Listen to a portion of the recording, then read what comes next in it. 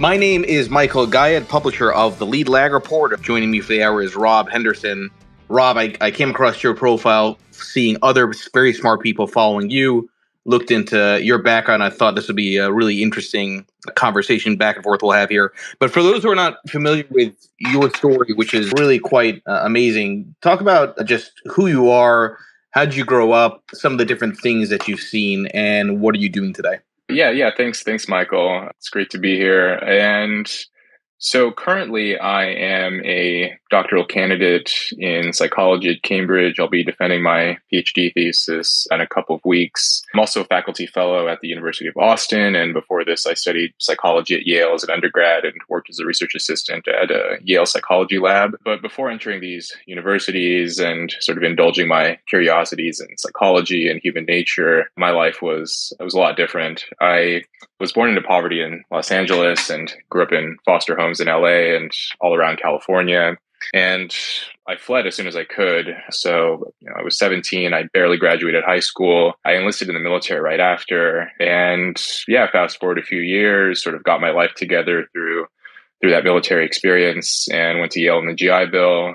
And sort of landed where I am today, here speaking with you.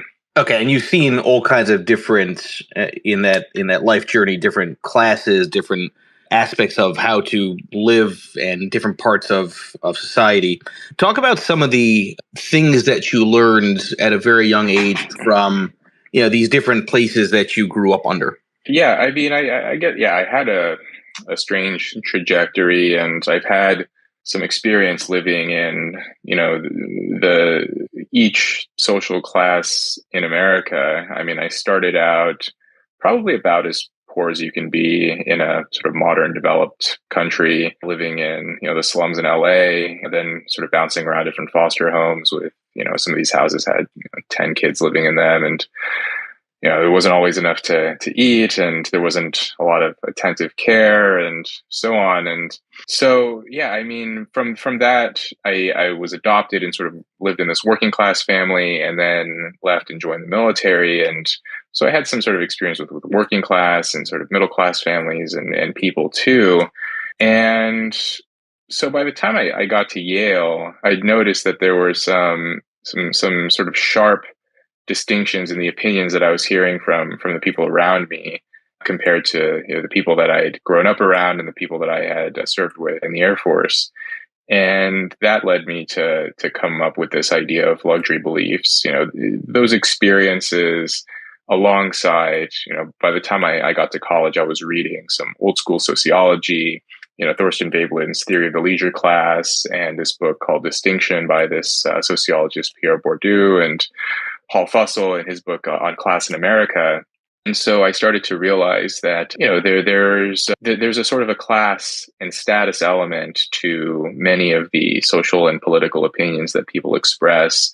And there seemed to be this sort of underlying desire for, self-image, reputation, this desire to sort of climb up the social ladder. And it was more pronounced actually at Yale and other sort of fancy universities compared to the places that I had grown up around and had come from. And that in itself was sort of informed too. I mean, I noticed that there was this sort of outsized ambition among these students and graduates of these top universities, despite the fact that they were already materially pretty well off. I mean, they were, it's no surprise, a lot of students and graduates of these kind of places, they tend to come from wealthy families, and they themselves will go on to be, just as wealthy, if not more so. But there's some research from social psychology indicating that, if you measure how much people have a desire for wealth and status, and correlate that with people's objective earnings, their income, their level of education, their position in society, those are positively correlated, which is kind of interesting that the sort of the higher up you are in society, the stronger your desire for wealth and status, which is a little counterintuitive because you might think that it's the people at the bottom of the ladder, the people who are sort of dispossessed and downtrodden. Those are the people who would have the strongest desire for increased wealth and increased status and power and those kinds of things. But it's not. It's the people who are at the top who already have those things who want even more of it. At least I think that's counter to sort of the traditional way of thinking about things from like Maslow's hierarchy of needs, right? The self-actualization side of things, right? If the idea is that you're at the upper echelon already and you want more, that seems to counter some of the other psychological studies I myself have seen on this subject. Oh, that's interesting. Right. So yeah, the sort of the Maslow's hierarchy, at the bottom, you have your sort of basic physical needs, safety and security. And then at the top, there's this is this sort of like a ascending, yeah, exactly. Like the pyramid, the hierarchy. And this, how does this call that into, okay, so basically as you're rising up, you would expect that people would have less interest in wealth. I think there's something to that. I mean, I think these can be maybe intertwined, or these can be, they're not necessarily mutually exclusive, in that at a certain point, at a certain level of wealth, it's no longer about sort of securing your basic physical needs, but wealth is used as a sort of a proxy for respect or esteem, or people may mistakenly or not conflate that sort of that pinnacle of Maslow's hierarchy of self-actualization with, how do I look to other people? Am I getting enough admiration and respect from my peers? Which is interesting because that in itself is more strongly correlated with happiness than socioeconomic status. So basically, what researchers call sociometric status predicts happiness more so than socioeconomic status. And that's basically just respect and admiration from your peers. That actually is what that makes people happier than how much money they earn. But I think people believe that if they're, very successful, if they obtain a lot of occupational prestige, accrue a lot of wealth and resources, and maybe gadgets and items, that will sort of make them look good. But the luxury beliefs idea comes in because actually there's this sort of movement away from using material goods or luxury goods to signal your status. It still exists. I don't want to say it's completely subsided, but in the past it was more pronounced, right? I mean, an example I've given is if you walked through New York City 100 years ago, you could immediately pick out who was rich and who was poor just by how they looked. Whereas today, your material goods and how you appear, what clothes you're wearing, it's a noisier signal of your class and your status in society than it was 100 years ago. And there's this shift. And now, if you want to know roughly what class someone is in, how much education they have, what kind of family background, and so forth, you have maybe a 10-minute conversation on their socio-political views, and that will actually be oftentimes a more accurate measurement of where they stand than just sort of looking at what they're wearing, or the sort of items that they're displaying. Which is interesting, because initially when you said that it's increasingly people moving away from goods as a way of indicating their social class or wealth, that it's, my initial thought there was that that's probably more age driven, right? When you're younger and wealthier, you're probably flashier. You want the Lamborghinis. You want to put the Instagram post showing how much money you have. Whereas maybe the older you are, it's more about sort of the intellectual elitism. But then as you're talking, I'm thinking, well, actually, that's not true, because at the university level, you do have a lot of students who come across as intellectually elite, even though they don't have as much life experience. Yeah, I'm skeptical that there's any age-related correlation between, or rather, yeah, between age and likelihood of expressing luxury beliefs. I mean, if anything, it probably goes there's probably a negative correlation, in that sort of the younger you are, the more likely you are to express them. I mean, it's funny. So some of the research that I'm doing, I'm actually finding that there's a correlation between how old people are and how permissive they are about certain kinds of moral transgressions. And so basically the finding is that the older you are, the less accepting you are of various kinds of violations, fairness, betrayal, harm, these kinds of things. So like a basic example is like, how acceptable is it to ride a bus without paying the fare? That's like one of the examples that I use in one of my studies. And older people are more likely to condemn that and say that that's wrong. Young people are more likely to say that that's probably okay. And I'm finding this across a wide variety of moral transgressions.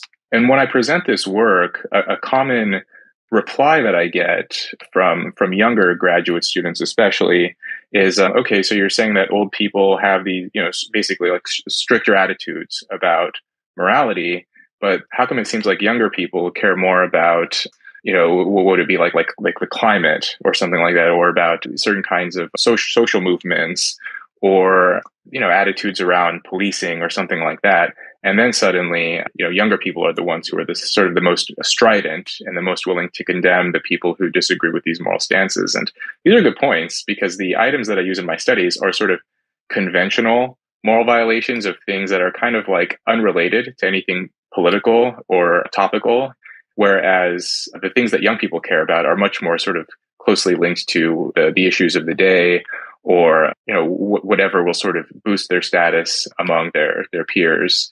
And in terms of like who has the strongest desire for status, there is research indicating that the sort of desire for status is correlated with age. That younger people have a stronger desire for it, and older people tend to be less interested in it. I mean, there was a study, I think last year, the year before, basically indicating that young people, like younger adults, were more likely to express negative gossip, basically spreading derogatory rumors about people. They were more likely to do this than older adults, whereas older adults were more likely to spread positive gossip about people, more likely to say nice things about people behind their back or compliment them. Generally speaking, I think that older people are nicer and less manipulative and less just sort of less interested in sort of doing the things that they think that they have to do to raise their social image. I think if you've ever watched Bravo or Real Housewives of whichever place, you'd probably say that's a very different sample in terms of the negative and positive gossip, right? As one gets older, more of just kind of a funny thing. But on the how does language factor into people's perception around luxury and status symbol, right? Because I've seen this myself here in the States, and you see a lot of this on Twitter, where if people are using terms which they think they have a unique definition on, it makes those people expressing those views, think that they're more intellectual and smarter than everybody else. Yeah, I mean, that is a sort of a characteristic feature that you see, especially on Twitter, right? Like it's sort of a text-based medium, right? Like it's funny, like each platform has their own like a metric for what people are trying to optimize for. And I think, Instagram, it's very obviously appearance, right? Like taking the best pictures of your food or sort of like your photos at the gym, or sort of looking very physically attractive. Whereas Twitter, because it's mostly text-based, people are trying to be the sort of the wittiest or the most clever or the most sort of moral in their opinions, or having the most sort of contrarian hot take or something like that. There was a study on Twitter specifically. So they compared Twitter users, people who primarily used Twitter versus people who primarily used Facebook. This was a few years ago, back when I think when people were more used Facebook more often than they do now. Maybe Twitter wasn't quite as prevalent as it is now, but the main findings there were that people on Twitter compared to Facebook users were more Machiavellian, which is this personality trait that encompasses sort of duplicity and exploitation and how sort of willing you are to use other people for your own ends. And so Twitter users scored high on Machiavellianism and creativity, which is exactly how it sounds, sort of how unconventional your thinking is and how outside of the box your ideas tend to be. So sort of a good and bad. But yeah, I think those two things totally make sense in the context of Twitter, because that's where a lot of these sort of showdowns go on, where people are trying to undercut one another way more so than Instagram. I mean, I don't know if you're all on all these other apps, but I don't really see like whatever, like cancel culture or targeted campaigns or anything nearly as much. I mean, I'm sure it exists, but nothing like what we see on Twitter compared to the other platforms. Yeah, I mean, it's interesting because Twitter ends up being, I think, the source for a lot of national discourse and discord, right? But that also is not, to your point, as pervasive in other platforms. So you often wonder if Twitter is good or bad for society writ large. But I want to go to something which, on this point about class, this idea that the upper class craves distinction, coming from your own Substack website, which, by the way, I encourage everybody to take a look at and see Rob's content here. How do different cultures factor into the perception around distinction for when you're upper class, right? Is it that in Western societies it's more based on elite ideas, whereas in Eastern cultures it's different? Is there any sort of commonality there or not? Yeah, that's an interesting point. I mean, so the luxury beliefs idea, I developed it primarily in the context of sort of selective universities sort of a snapshot of relatively young people in this sort of highly rarefied environment of, people who are ambitious and people who are, relatively smart and capable and often kind of duplicitous and strategic in their aims. I mean, the idea originally, it arose from, so backing up a little bit. So I define luxury beliefs as ideas and opinions that confer status on the upper class while often inflicting costs on the lower classes. And, so the idea is sort of a variation on the work by Thorstein Veblen. So he wrote The Theory of the Leisure Class in 1899. And so he was an economist and a sociologist, and he was sort of making these observations in the late 19th century. One of his key ideas is that we can't necessarily, just because you look at someone, you don't necessarily immediately know their financial status. But a good way to do that is to basically see whether they can afford expensive goods and leisurely activities. So, looking at what they're wearing, how they spend their free time, whether they have to work or not.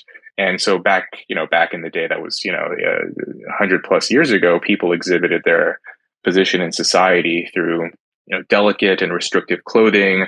They'd wear, tuxedos and top hats and evening gowns, clothing that wasn't very practical, but that, that could tear or break easily. And that was relatively difficult to put on properly. And often you would need an assistant or a servant to help you with it.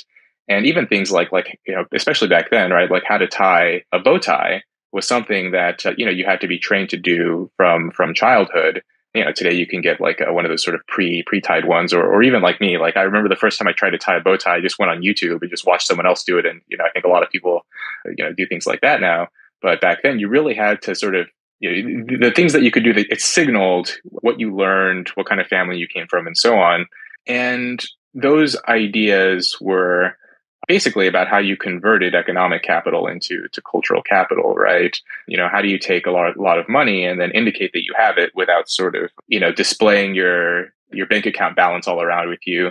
And so later, Pierre Bourdieu, he was a mid-20th century author. He wrote this book, Distinction. He basically said that he actually coined this term cultural capital, that distance from necessity was what characterized the wealthiest people.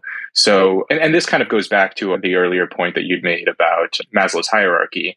So Bourdieu said that once your basic physical and material needs are met, then you can spend more time on activities that sort of require intricate and expensive tastes and habits. And he called it, the sort of the dispositions of mind and body.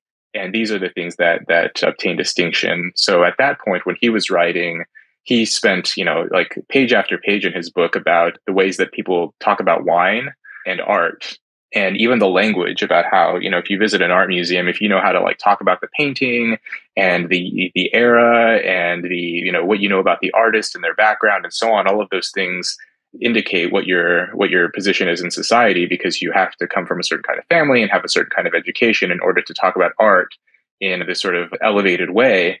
And so those two, informed much of my sort of theorizing about luxury beliefs. But there's also a sort of a biological component too about costly signaling, which we can get into as well. But I can pause there. But yeah, that's the sort of the sociological component. But then there's this biological component as well. All right, let's expand a little bit on that point you mentioned about costs on lower class, right? And I on YouTube, if I look up your name, there's all kinds of headlines around ideas that inflict costs on the lower class. Now, I'm in the investment world. A lot of my audience is in the investing world. The cost of the lower class typically is in the form of inflation, right? Which we're having globally, and from luxury beliefs and elitism and ideas from those at the top. You can make an argument that we're in this place today because of theories like modern monetary theory and ways in which the elites, in quotes, think about interest rates and government spending. Talk a little bit for the audience here around what are some of the typical costs on the lower class that these kind of luxury belief individuals that have these luxury beliefs, what are the actual costs? Aside from inflation, what are some of the things that, from a class perspective, hurt those which are more in the lower and middle side of society? Yeah. I mean, that in itself is an interesting one. This is a more recent example of people implementing economic policies that they will largely be shielded from. And even if they do experience some of the impact of those policies, it will be far less detrimental to them than to the people at the bottom rungs of society. This is a kind of the tragedy of what's happening in society, and not that I have any kind of a straightforward solution to this, but basically, the higher up you go, the more responsibility you gain, the more ability you have to sort of shift policy and shift the culture, the more shielded you are from the consequences of them. So, the people who have sort of the most influence and power in society are the ones who are the least likely to suffer any kind of penalty if those decisions happen to be wrong. So, as far as other kinds of examples, I mean, I guess I can give like maybe one or two historical examples, and then then I can sort of bring it to the more contemporary cases too. But I mean, one example that I've given in the past is the way that spices were used in the Middle Ages in Europe. So at that point in the Middle Ages, spices were costly to obtain, and only the elites could afford them. So this was a sort of a hard to fake signal of one's social rank and one's economic resources. But then as the Europeans colonized different parts of the world and the cost of spices dropped because they were more prevalent and the masses were suddenly able to obtain them, suddenly spices were no longer a status symbol. The elites decided they were vulgar. And at one point during the reign of Francis Louis XIV, the court chefs banned sugar and spice from all meals because you don't need spice to it takes a certain kind of delicate palate to appreciate the flavors, and you don't need to put spice on everything anymore.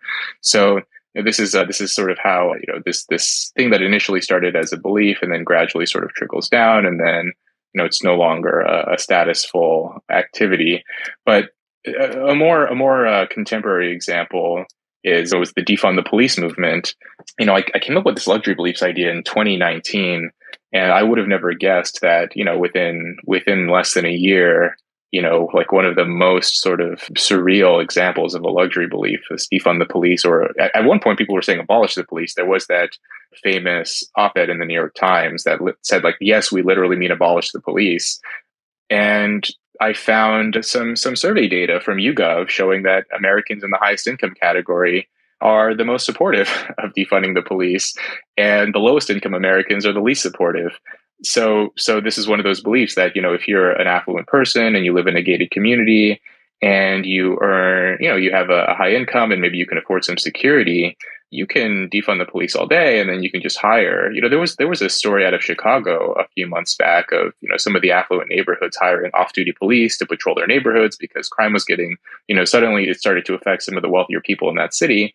But I'll bet if you surveyed that, that neighborhood where they're hiring those police, especially, back in, late 2020 or 2021, that neighborhood was probably very much in favor of the defund the police movement, and now they're hiring security. There were stories of rich people in Manhattan who were fleeing to the Hamptons during 2020 during the political demonstrations when crime was rising. But many of those people, if you ask them, they would very much be in agreement with the defund the police movement. Things are slowly starting to shift, I think, as crime skyrocketed over the last couple of years. But that was like, the pinnacle, because as crime has skyrocketed, especially violent crime, homicides have increased, violent crime has increased across the board. And who are the people who are the most likely to be targeted? These are poor people, right? I think there's this mistaken view, or at least this sort of misguided understanding of like, yes, most people who are convicted of crimes tend to be low income, they tend to be poor, but victims of crime tend to be poor too. And because there are far more victims than there are perpetrators, if the perpetrators of crime don't experience penalties, then what happens is you're actually increasing the number of victims, right? So there was a study from the US Census Bureau which found that if you compare it to the average American, the poorest Americans were 7 times more likely to be victims of robbery, 7 times more likely to be victims of aggravated assault, and 20 times more likely to be victims of sexual assault. Because, low income people who are criminals will tend to victimize the people who are closest to them. And, they tend to basically the people who tend to suffer the most when law enforcement starts to subside are other low income people. And, we have these broad categories too of, you have low income people or poor people. But if you make more fine grained distinctions within those categories, perpetrators of crime tend to be relatively young men, and the victims tend to be women or elderly people or people who are even more disadvantaged than the perpetrators, right? Like, yes, they're all low income, but, an elderly woman is sort of even more at a disadvantage than a relatively young and healthy man. But the woman is more likely to be the victim, right? And that's something that is often overlooked in these discussions around crime too. So anyway, yeah, the defund the police one was just, a very sort of prominent and egregious example of a luxury belief. Yeah, which is, and I'm sure there's probably even some distinctions within that among the very wealthy during that period, right? Those that lived and saw and experienced violence or crime around them when they were poor, that maybe got to where they are today, by working hard and having a little bit of luck. Obviously, they probably, I would assume, would not have the same luxury beliefs because they lived it. They know what it's like on the other side, similar to your own experiences, having seen all kinds of different social classes in your own upbringing. Yeah, that's right. I mean, I've seen this firsthand. I mean, I hung out with a bunch of like young and reckless guys when I was living in foster homes and seeing, like what they tended to do. And often I was involved in it as well. And yeah, I see that.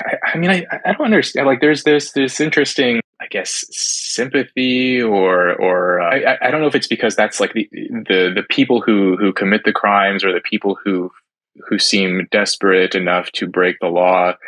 Those are the people that others pay the most attention to, the people who are, educated and affluent. When you ask them to describe what poverty looks like or what poor people are like, they tend to describe, like people who traffic in narcotics or people who steal or people who feel desperate and have no other choice. But that's not like what most poor people are like.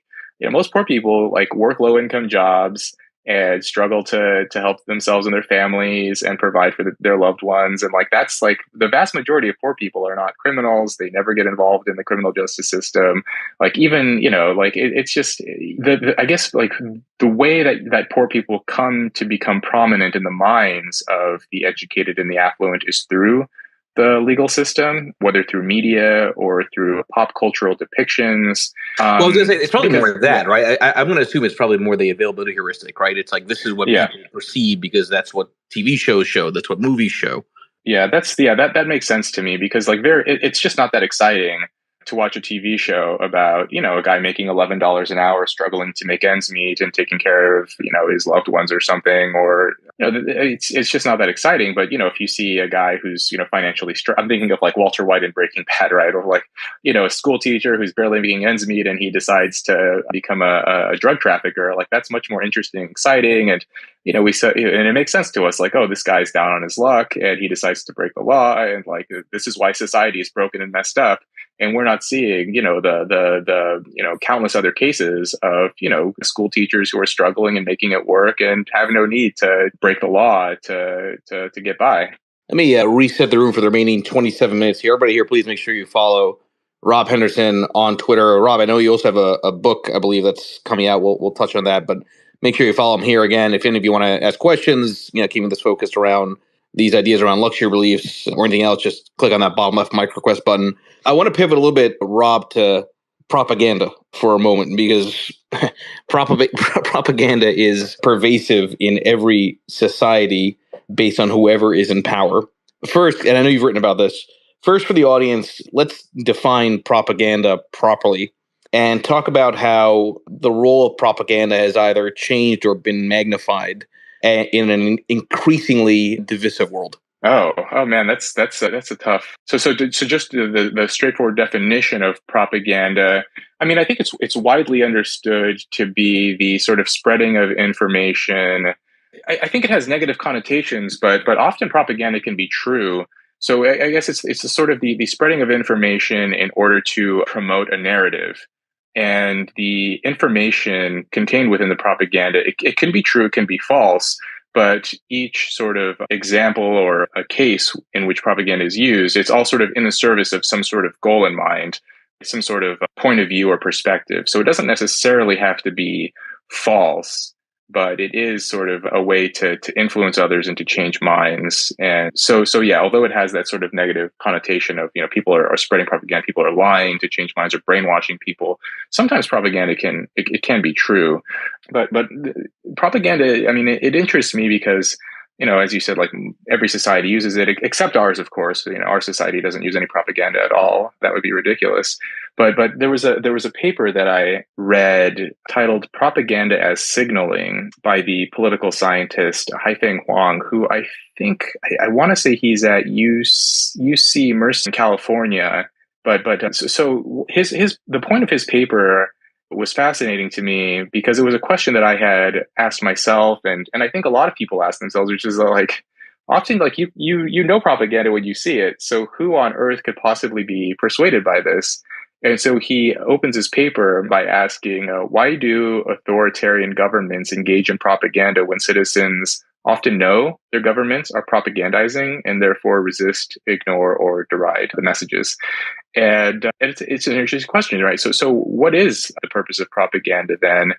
The common understanding, the one that I held, which is that it's intended to brainwash people or to indoctrinate people. You get exposed to this message over and over, and the people in power sort of force you to listen to it. And then eventually, just through osmosis or just through exposure, you just adopt those views too. And I think that's the common understanding. But again, like people generally understand that propaganda can be silly, it can be unpersuasive, it can just, I mean, especially if you look at, I think there's this quote, I can't remember where, but it's like propaganda is the hardest to detect in your own culture. And so it's the most obvious when you go to certain parts of China, or like if you see documentaries about North Korea, or old videos of the Soviet Union or something. It's like so obviously, like you see those, the black and white footage of Hitler spouting his nonsense. It's like, this is clearly not like what's going on here, that anyone could believe this. And so the author of this paper suggests that actually there's another aim in addition to changing minds, which is to basically signal power, to signal strength, right? The title of the paper, Propaganda as Signaling. And the idea here is that when citizens are constantly bombarded with the same message everywhere they look, you turn on the TV, you open the newspaper, you talk to your coworkers, and everywhere you turn, you're seeing the same propaganda. Implicitly, you're reminded of the strength of the regime. You sort of come to understand that the amount of resources that the regime is spending to display this message and to convince people is basically an indicator of power. And so the way that he measured it, so he did an empirical study. He carried it out in China, and he asked Chinese citizens how familiar they were with the Chinese government's propaganda messages. And then he asked them, how strong they believed the government was. And basically what he found is that people who were more knowledgeable about the propaganda around them, they weren't more satisfied with the government, right? Which is what the propaganda is for, is to tell how great the government is and how we're meeting all of these goals and defeating our adversaries and so on. But the people who were the most knowledgeable about the propaganda were not the most satisfied, but they were the most likely to say that the government is strong, and they were the least likely to express dissent. And so this suggests that actually, the primary benefit of propaganda is not convincing the citizens of the message, but it's more so to convince them of how strong they are and how unwise it would be to express dissent against it. And in fact, the author even suggests that the obvious quality of propaganda may be part of the point. A lot of people will see propaganda, they know it's propaganda. And the idea here is that maybe the regime wants you to know that it's propaganda, and that it should be dull and unpersuasive because, in a way, it's almost this sort of costly signal of like, we're so powerful, we can show you this ridiculous message. We know it's ridiculous and you know it's ridiculous, but we're going to show it to you anyway because we can afford to expend the resources to broadcast this kind of insipid and silly message everywhere. I find that to be super interesting, and it makes a lot of sense, right? It's when you're in power, you want to show that you're in power. So if you control every single place a message, regardless of the message, appears, it's a reminder to those beneath you to not mess with them, right? Which that whole concept is fascinating. But then I do wonder if there's a tipping point in that, because presumably people get more and more numb, right, to seeing that and to the idea of power. In which case, at some point, if the government or whatever governments are, if they're not upping the ante in terms of that propaganda, then suddenly the perception of power diminishes, and that's where you have maybe some uprisings. I don't know if some of what's going on with Iran has an impact of explains some of what's going on with Iran, but that correlation is fascinating. Yeah, it's a good point. So the sort of the uprising against the regime is perhaps the thing that authoritarian regimes fear the most. And one way to suppress it, I mean, I think there's this this view that the way to topple an authoritarian regime is just through sort of mass dissent. And when enough people get disgruntled, they just sort of popular discontent is enough to trigger a large scale revolution or a conflict. But the problem is that in order for that to happen, basically people are reluctant to challenge a regime unless they know other people have their back, like in very plain terms, right? And so if there's widespread dissent and a large group of people want to effectively topple the existing system, they need a focal point or a Schelling point to rally around. They need something to sort of resolve the coordination problem of guiding large numbers of people to act in a unified and collective manner. And so the way that authoritarian regimes do, like inhibit the likelihood of that happening, is through showing the same message everywhere and getting other people to believe that that's what everyone else believes, essentially, right? Like there was this meme going around that I shared too, which is like the goal of propaganda is to control what you think other people think.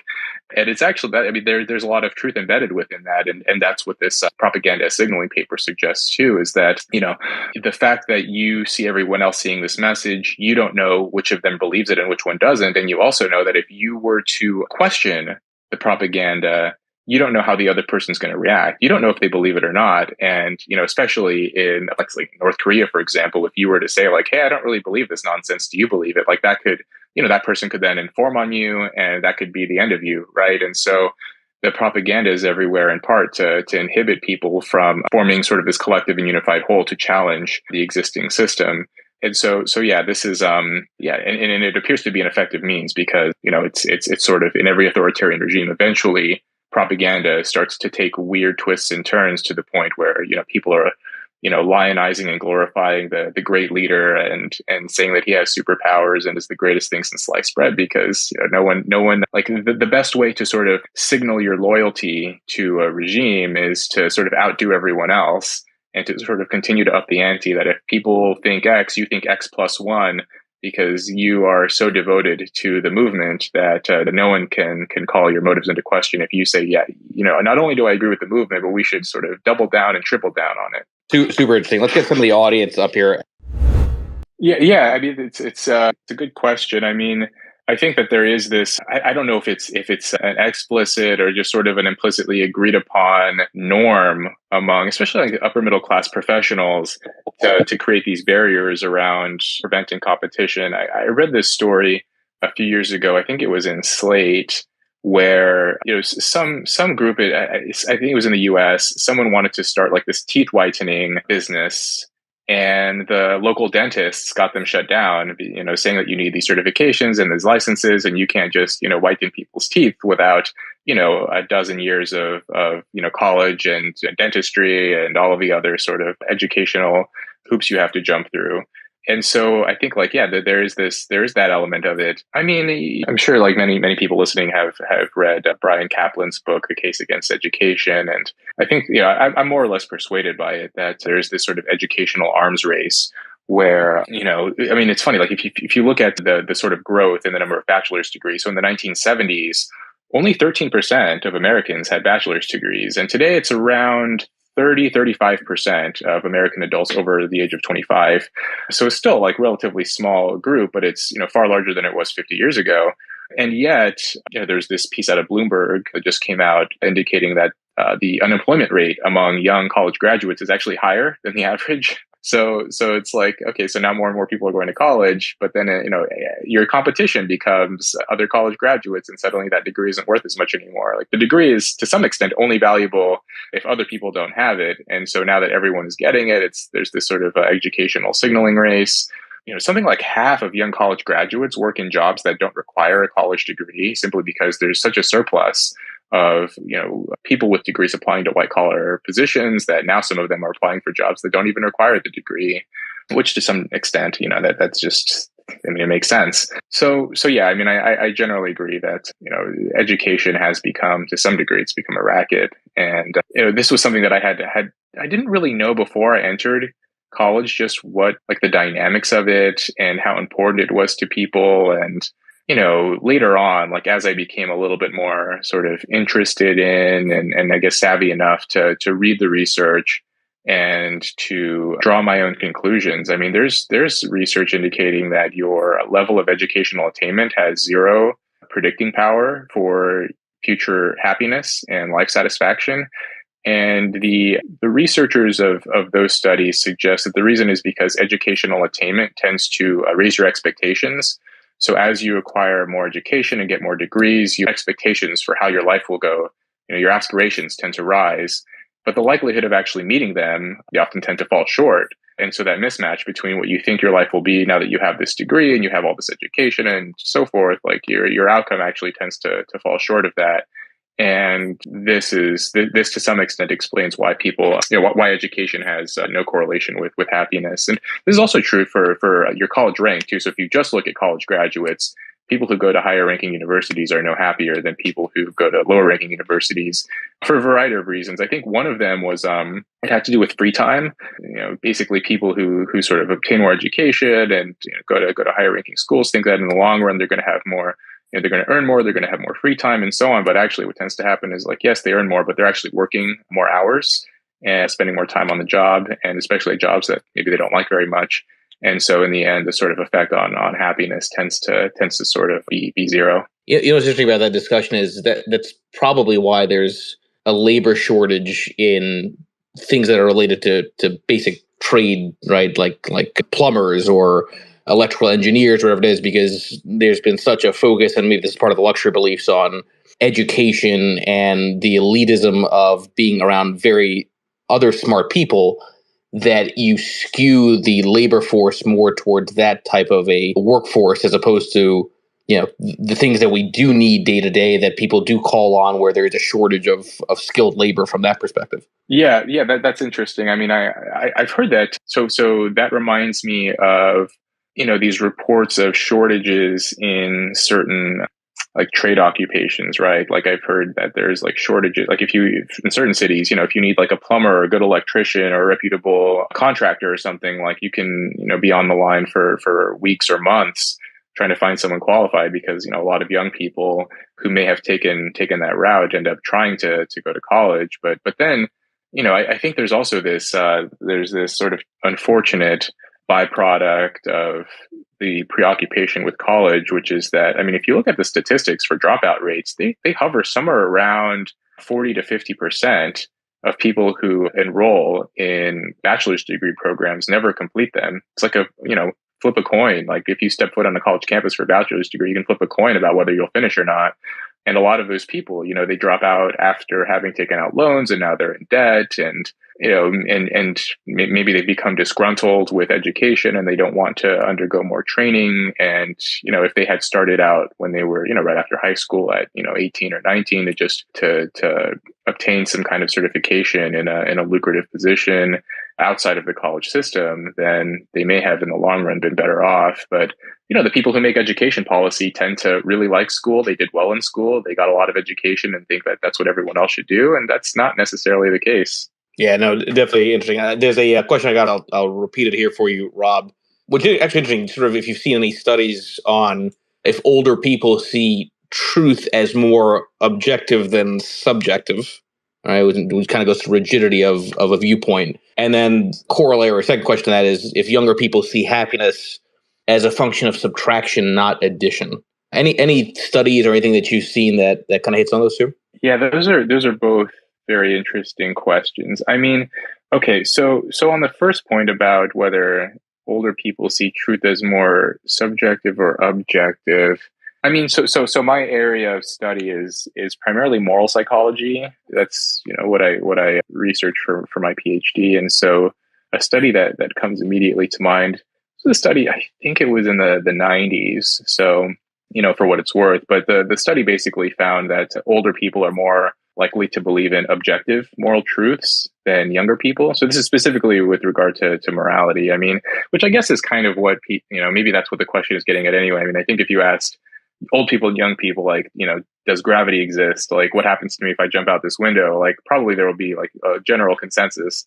But for certain other kinds of truths, I don't know, metaphysical truths or moral truths or something, the study that I had read, the findings suggested that older people tend to believe like, there are certain sort of moral principles, right and wrong, that you just, you shouldn't violate regardless of the circumstance. Younger people were more likely to equivocate or suggest multiple points of view, or kind of say that morality is more subjective or relative than that. Oh, well, here's a more recent study that may be interesting to some people. So a lot of people are familiar with the trolley problem, right? The sort of moral philosophy scenario where there's a train on a set of tracks and there's 5 people tied down, but if you flip a switch, the train will go into another set of tracks where there's only one person tied down. And the utilitarian kind of view is you should flip the switch so that the train will only kill one person instead of 5. Whereas I guess the deontological, or the more sort of quote, the principled position is that it's wrong to kill someone and interfere, and so you should just sort of not do that. And there are variations of that, but anyway, so older people tend to be more sort of deontological or morally rigid. They think that there are certain moral principles that hold regardless of the context and circumstance, and that you should unfailingly attempt to adhere to them. Whereas younger people tend to take moral acts sort of based on the context, based on the scenario, and what's involved and what's the sort of most sort of advantageous or beneficial act. So they tend to lean more utilitarian. And there seems to be this sort of age-related shift where over time people become sort of less utilitarian and more sort of morally principled with time.